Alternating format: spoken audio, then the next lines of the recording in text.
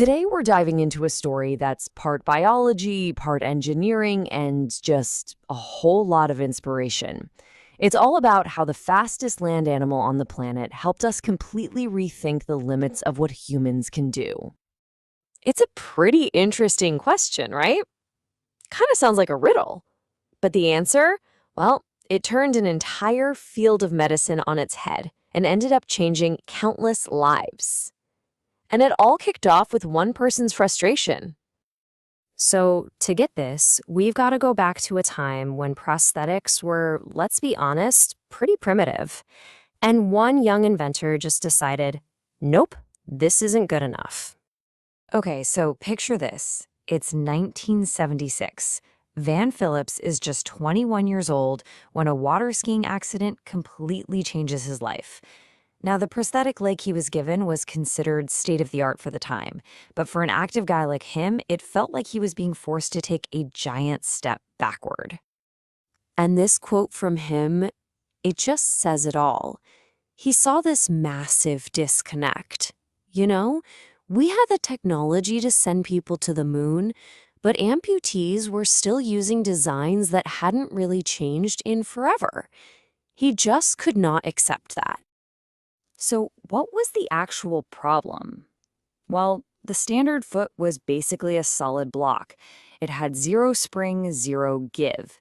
He said every single step ended with this jarring clunk. What he was dreaming of was something totally different. He wanted a foot that was dynamic, something that could store and release energy. See, he didn't just want to walk again. He wanted to run.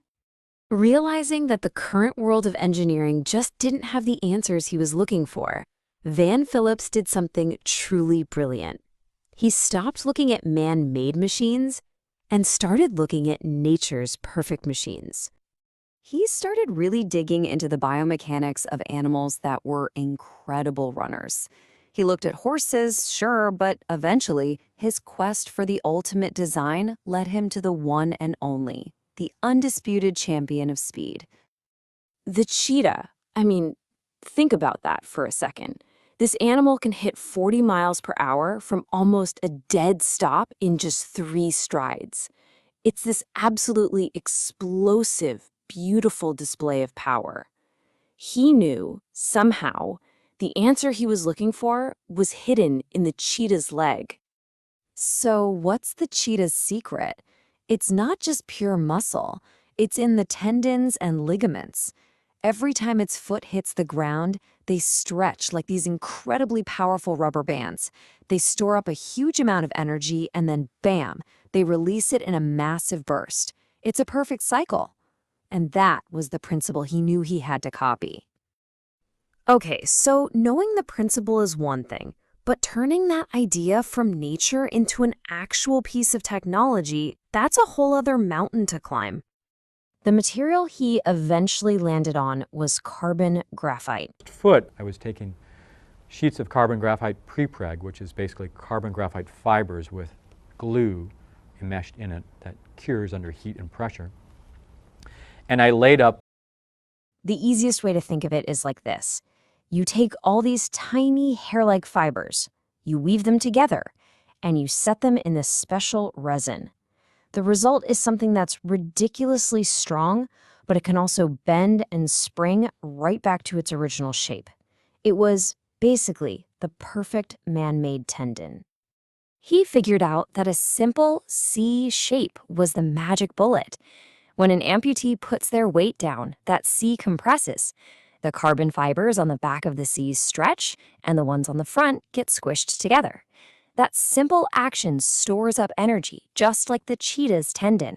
And then, as they lift their weight, the foot springs back, releasing all that energy and helping to propel them forward. But, and this is so important, this breakthrough didn't happen overnight, not even close. It was this grueling process of just constant trial and error. He'd build a prototype. He'd feel that incredible spring and know he was onto something, and then snap. It would break. But he just kept going, refining the design again and again and again. And then, finally, he cracked it.